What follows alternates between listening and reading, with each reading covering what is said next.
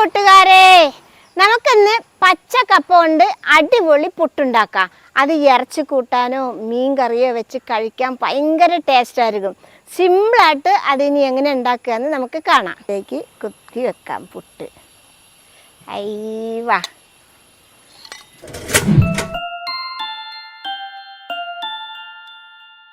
ഞാനിവിടെ 1/2 കിലോ പൂളക്കിഴങ്ങ് തോലൊക്കെ കളഞ്ഞ് കഴുകി വൃത്തിയാക്കി കൊണ്ടുവന്നിട്ടുണ്ട്. ഇനി നമുക്ക് ഈ കിഴങ്ങിൻ്റെ നടുക്കെ ഒന്ന് കീറി കൊടുക്കാം. അതെന്തിനാന്ന് ചോദിച്ചാൽ അതിൽ ഒരു നാരുണ്ടാവുമല്ലോ, ആ നാരെടുക്കാൻ വേണ്ടിയിട്ടാണ് ഇങ്ങനെ കീറുന്നത്. പൊളിച്ചെടുക്കാം. ഇനി ഒന്നുകൂടി കീറാം. ഇനി നമുക്കിതിൻ്റെ നടുക്കൊരു നാരുണ്ടല്ലോ, അതിങ്ങനെ ചെത്തിയെടുക്കാം.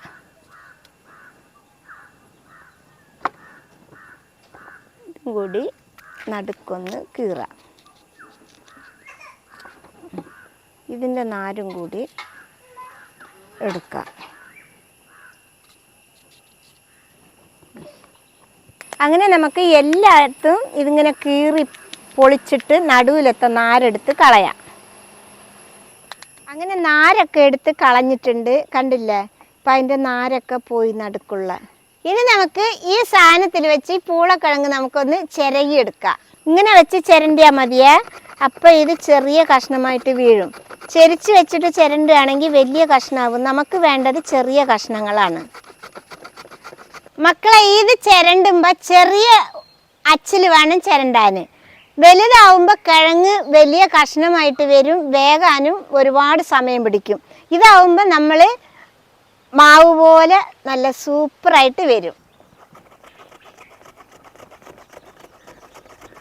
അങ്ങനെ നമ്മുടെ എല്ലാ കിഴങ്ങും അതേപോലെ ചിരകി കഴിഞ്ഞിട്ട് ഇനി നമുക്കിതിലേക്ക് പാകത്തിന് ഉപ്പിട്ട് ഒന്ന് നന്നായിട്ട് കുഴച്ച് കൊടുക്കാം. ഇത് നമുക്കൊന്ന് നന്നായിട്ടൊന്ന് കുഴച്ച് വെക്കാം. ഈ ഉപ്പ് നന്നായിട്ടൊന്ന് പിടിക്കട്ടെ. അപ്പം നമ്മൾ എന്തുണ്ട് വെച്ചിട്ടാ, നമ്മൾ വെള്ളം അതിൽ പിഴിഞ്ഞെടുക്കുമ്പോൾ ഉപ്പിട്ട് പിഴിയാണെങ്കിലോ വെള്ളമൊക്കെ വേഗം ഇറങ്ങി വരും. അപ്പം നമുക്കിത് ഉപ്പിട്ട് നന്നായിട്ട് പെനച്ചിട്ട് ഒരു 5 മിനിറ്റ് നമുക്ക് മൂടി ഇവിടെ വെക്കാം.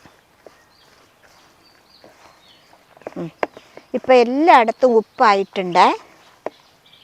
ഒരു 5 മിനിറ്റ് ഇവിടെ മൂടിയിരിക്കട്ടെ. ഇതിപ്പോൾ വെച്ചിട്ട് 5 മിനിറ്റ് കഴിഞ്ഞിട്ടുണ്ട്. നമുക്കിനി കിഴങ്ങൊക്കെ ഒന്ന് ഇതേപോലെ കുറേച്ചെടുത്ത് നന്നായിട്ട് ഇങ്ങനെ പിഴിഞ്ഞെടുക്കാം. കണ്ടില്ലേ? അപ്പോൾ ഉപ്പിട്ടത് കൊണ്ട് അതിൻ്റെ വെള്ളമൊക്കെ ഒന്നുകൂടി ഇളകി വന്നിട്ടുണ്ട്. നന്നായിട്ട് പിഴിഞ്ഞിട്ട് ഇതിൽ വെക്കാം. കുറേശ്ശെ പിഴിഞ്ഞാലേ വെള്ളമൊക്കെ വേഗം വരും. അതുകൊണ്ട് നമുക്ക് ഇച്ചിരിച്ച എടുത്ത് പിഴിഞ്ഞാൽ മതി. ഓരോരോ ഉരുള പോലെ ആക്കി എടുക്കാം.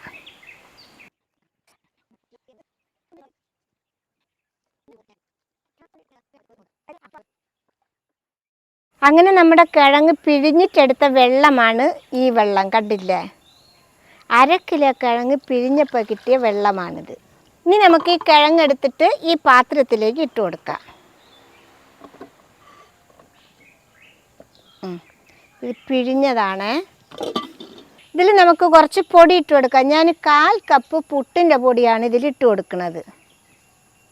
ഇനി നമുക്കിത് ഒന്ന് ഇളക്കി കുഴച്ചെടുക്കാം. ഇതിപ്പോൾ ഞാനിതിലിട്ടത് പുട്ടുപൊടിയാണ്.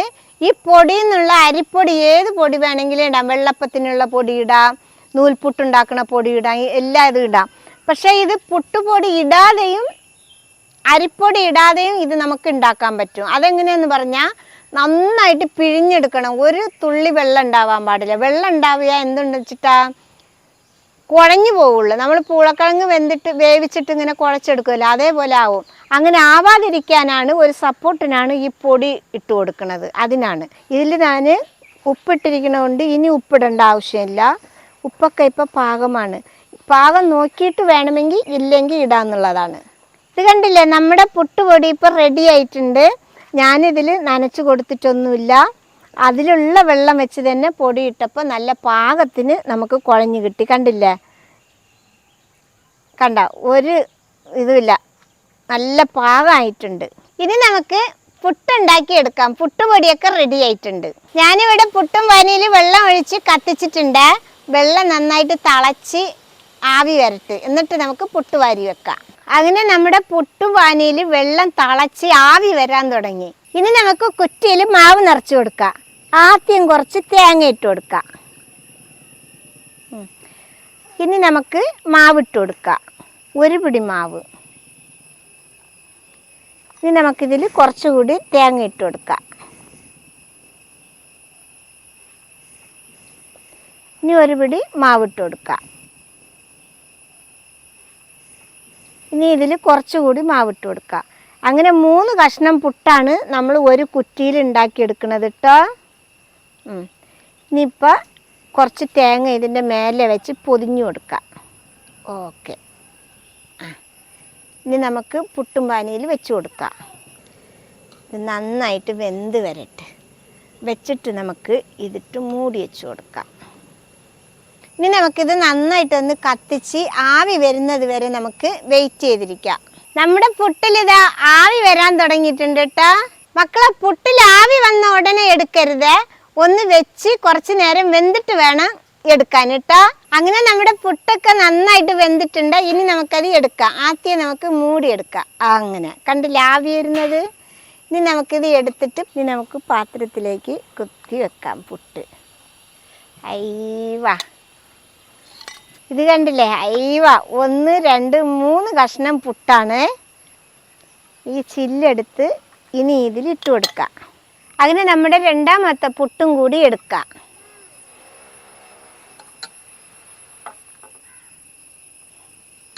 ഇതുകൂടി നമുക്കിതിൽ കുത്തി വയ്ക്കാം.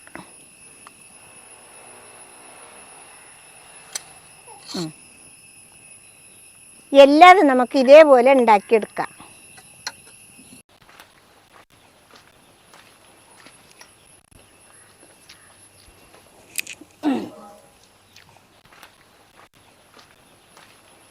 അങ്ങനെ നമ്മുടെ കപ്പ പുട്ട് സിമ്പിളായിട്ട് റെഡി ആയിട്ടുണ്ട്. ഇത് ചിലവരെന്താ ചെയ്യുന്നറിയാം, കപ്പ ഇങ്ങനെ ചിരണ്ടിയിട്ട് വെള്ളം ഒഴിച്ച് കഴുകിയെടുക്കും. കഴുകിയെടുക്കുമ്പോൾ അതിൻ്റെ പൊടിയൊക്കെ അങ്ങ് പോകും. അപ്പോൾ കിഴങ്ങിൻ്റെ പുട്ടിൻ്റെ ടേസ്റ്റും കുറയും. ഇങ്ങനെ ഉണ്ടാക്കുമ്പോഴാണ് ടേസ്റ്റ് കൂടുതൽ. പിന്നെ പുട്ട് ഇഷ്ടമില്ലാത്ത കുറേ ആൾക്കാരുണ്ട്. അവർക്ക് ഇതേപോലെ ഉണ്ടാക്കി കൊടുത്താൽ അവർക്ക് വലിയ ഇഷ്ടമാവും. ഇഷ്ടപ്പെട്ടാൽ സബ്സ്ക്രൈബ് ചെയ്യുക, ലൈക്ക് ചെയ്യുക, കമൻറ്റ് ചെയ്യുക, ഷെയർ ചെയ്യുക. ഫോളോ ചെയ്യാനും കൂടി മറക്കരുതേ മക്കളെ.